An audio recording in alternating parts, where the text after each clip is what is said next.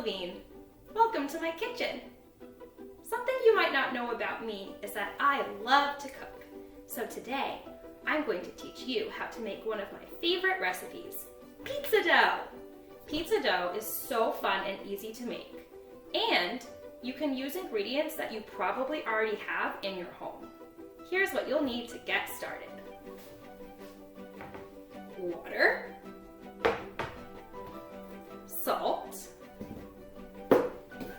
sugar, flour, olive oil, and the magic ingredient, yeast. You might not have yeast in your house already, but you can find it at any grocery store in the baking aisle. Looks like this. You'll also need some measuring spoons and measuring cups. You will need a 1 cup measure, that's the biggest, a 1/2 cup measure, and a 1/4 cup measure. If you look, all these measures will say the size on the side here. You will also need a tablespoon, a teaspoon, and a 1/2 teaspoon. Before we start, I want to show you what my recipe looks like. You're going to hear me saying lots of numbers, and you don't have to remember all of them as I'm talking.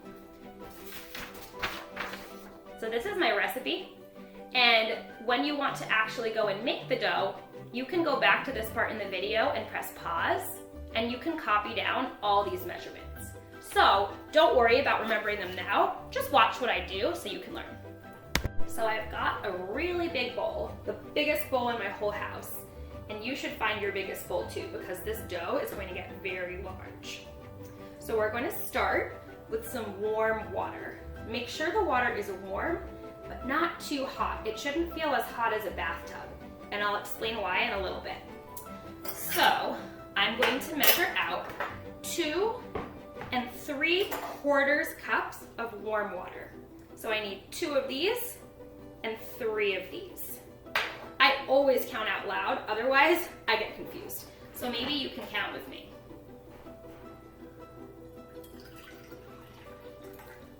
1, 2. That's 2 cups. Now I need 3/4 cups. 1, 2, and 3. Just gonna check and make sure that that water is nice and warm. Yep, okay. So now I just have my water. Next, I'm going to add my yeast. So I'm going to put in 2 packets of yeast. Usually they come with 3, so you'll have an extra one.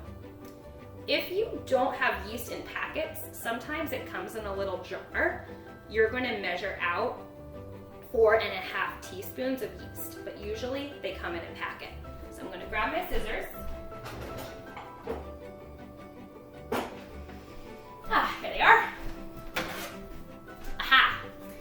And I'm going to put in the yeast. Super easy. I'm just going to cut off the tops of both of these packets at once. Here I go.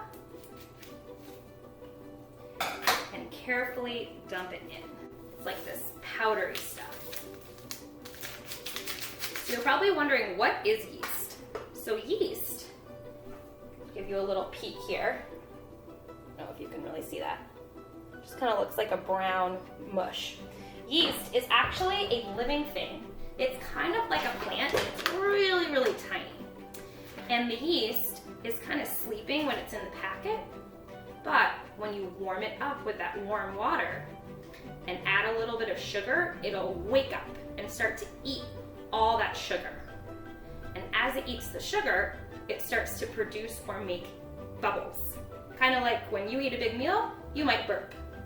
So when it makes those bubbles, that's what makes the bread get all the nice bubbles in it and helps it to rise. So if you've ever eaten bread before, most breads are made with yeast. So you've probably eaten yeast before. So next we need to add our sugar to the yeast so that it can start to eat and make those bubbles. I I need 1 tablespoon of sugar. Here's my tablespoon. Here's my sugar. And 1. Didn't really have to count that one. Next, I'm going to add 1/4 cup of olive oil. So here's my 1/4 cup measure. And I always like to check and read on the handle to make sure. Yep, that's a 1/4 cup. And I will carefully pour it in. One more thing I forgot to mention is that if your water is too hot, it'll kill the yeast. So that's why it's really important to make sure your water is warm to wake it up, but not too hot. Okay, I just dumped in my olive oil. So now I've got my water, my yeast, and my olive oil all swirling together in there. I'm going to get a wooden spoon and give this a little stir.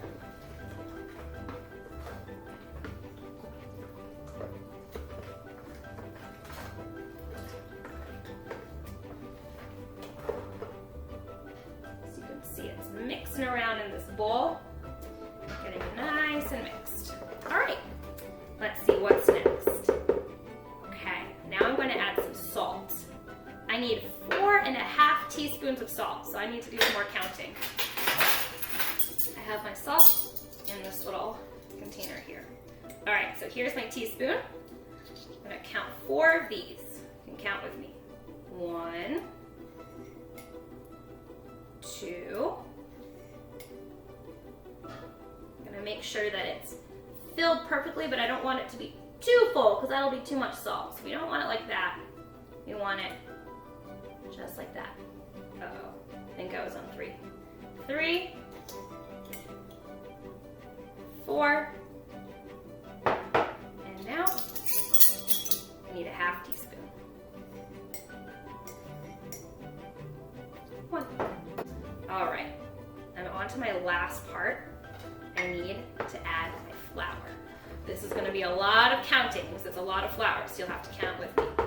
All right, so I'm going to get out my flour, and I need my cup measure. It's a little wet inside, so I'm going to dry it out. Otherwise, the flour will stick to it, and it'll get kind of mushy. Okay.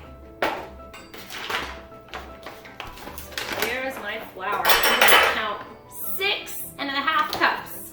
Oh boy, I'm not going to stop counting this time because I'll get confused. When I pull the cup out of the bag, I like to kind of smush it like this so it's nice and flat on top. What I don't want is a huge pile of flour on top of the cup because that is not accurate measuring. So I'm going to smooth it out. There we go. Okay, here we go. I'm going to count now. 1. Get out of there. I really packed it in. 1. 2. It's very sticky. 3.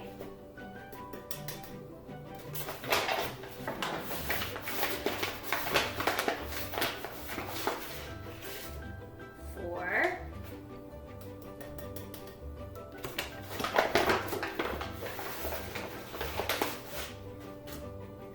5.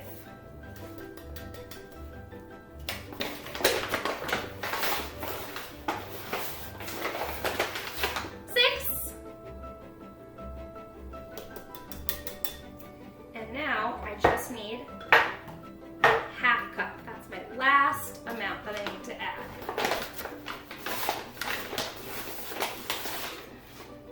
Okay, and 1/2.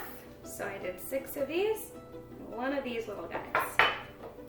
So I'm going to show you now what my bowl looks like. I've got my water, my yeast, my salt, my sugar, and my flour. That's it. That's all the ingredients. So now I need to stir this a lot until it all gets mixed together. I'm going to stir it, and it'll start to come together.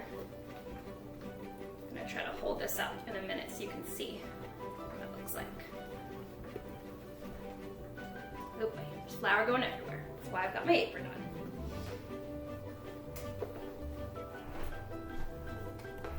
Okay, so you can see I've kind of got this mush here. And there's still a lot of dry flour in there, so I need to keep stirring until it doesn't look dry. It should look kind of like Play-Doh. You can also mix this with your hands, but make sure that you wash your hands first. You should always wash your hands anytime you cook. I just washed my hands before I started, but maybe if you're gonna use your hands to mix it, wash them again. You should be washing your hands a lot every day, no matter what you're doing, but especially for cooking. Okay, I'm gonna keep mixing. Gotta really use my muscles. And it's starting to form into a dough. You might think, oh my gosh, Miss Levine, this is never gonna turn into a dough. There is so much powdery flour everywhere. Just keep going. See if you can get your little brother, or your mom, or your dad to do some stirring too, because it's a lot of work. All right, this is looking pretty good. I'll show you again what it looks like.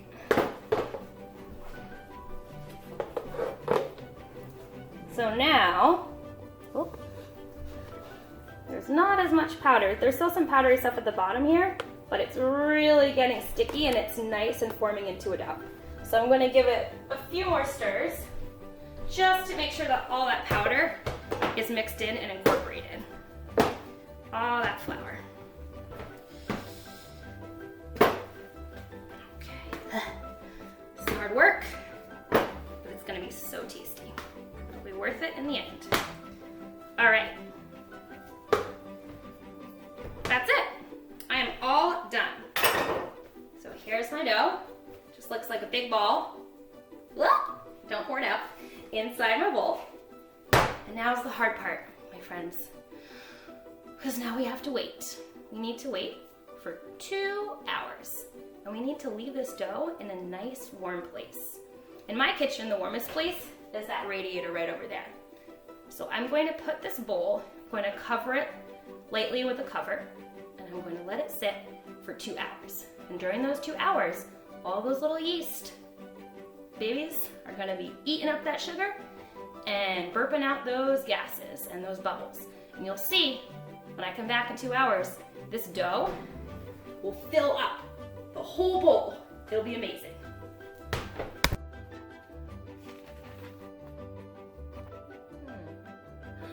It's pizza time!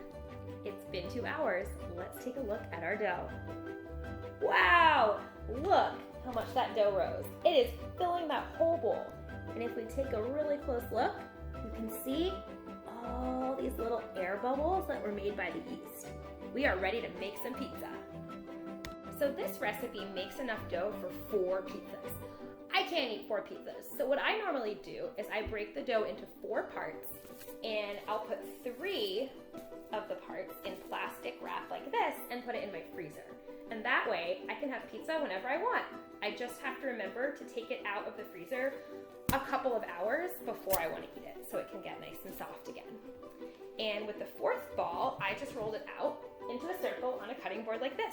And I put a little flour on the cutting board so that it doesn't stick. It's getting a little sticky now, so I should probably put a little more flour on it. I used a rolling pin to roll out my circle of dough, but you can also use a glass bottle like this, or anything else you have in your house that's hard and has this shape. It can be a great rolling pin. My pizza is ready to go in the oven. I put sauce, mozzarella cheese, and mushrooms. All finished. Delicious.